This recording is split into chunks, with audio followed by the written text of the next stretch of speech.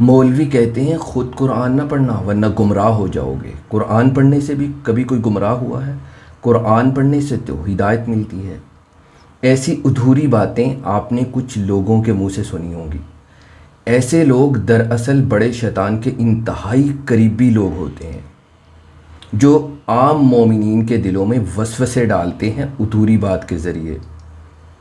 پوری بات کبھی نہیں بتائیں گے کہ علماء کرام ایسا کیوں کہتے ہیں کہ خود قرآن کریم نہ پڑھنا ورنہ گمراہ ہو جاؤ گے۔ میں آپ کو بتاتا ہوں علماء کرام ایسا کیوں فرماتے ہیں۔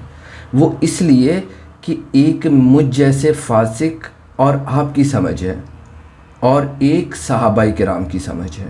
اب ظاہر سی بات ہے، ہم ہر صورت میں صحابہ کرام رضوان اللہ عنہم اجمعین کی سمجھ کو فوقیت اور اہمیت دیں گے اور ان کی سمجھ مبارک پر اعتماد کریں گے۔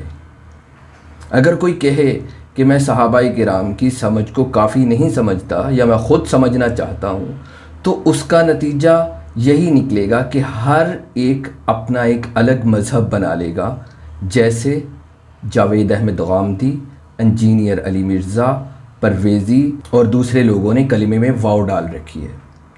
ان لوگوں کا یہی کہنا ہے کہ ہماری مانو، باقی سب گمراہ ہیں، سب غلط ہیں۔ تو آپ کی کیوں مانیں؟ جب قرون اولیٰ کے مجتہدین آپ کے نزدیک قابل اعتبار نہیں ہیں تو آپ کی بات کیوں مانیں؟ آپ نبی ہیں۔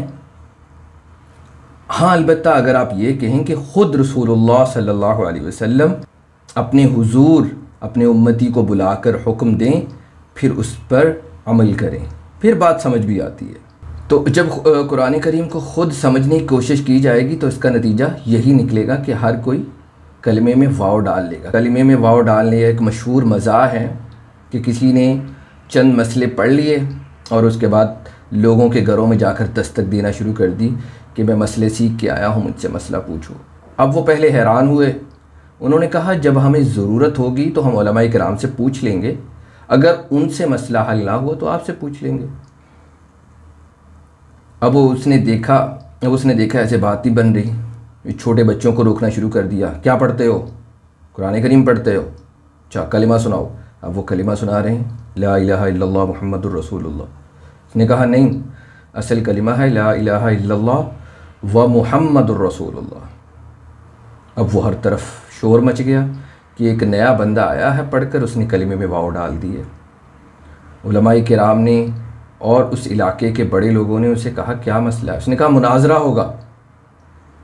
اب وہ مناظرے کے لیے سب کو جمع کیا گیا تو علماء کرام نے پوچھا کہ ہاں اب بتاؤ کیا مسئلہ ہے؟ اس نے کہا مسئلہ کوئی نہیں، میری دستار بندی کی جائے اور لوگوں کو بتایا جائے کہ مجھ سے بھی مسئلہ پوچھیں، کوئی مجھے پوچھتا ہی نہیں ہے، ورنہ ابھی تو میں نے کلمے میں واو ڈالی ہے، کل میں پھر قرآن کریم میں واو ڈالوں گا، پھر نماز میں واو ڈالوں گا۔